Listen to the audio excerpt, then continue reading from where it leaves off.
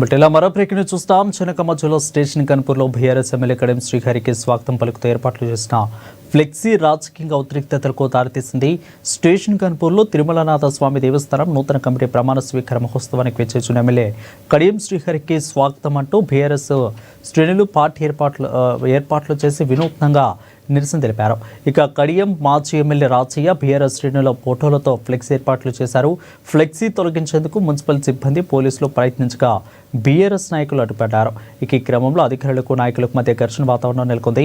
పరిస్థితిని అదుపులోకి తీసుకొచ్చేందుకు పోలీసులు జోక్యం చేసుకుని పలువురు బీఆర్ఎస్ నాయకులను అరెస్టు చేసి పోలీస్ స్టేషన్కు తరలించారు.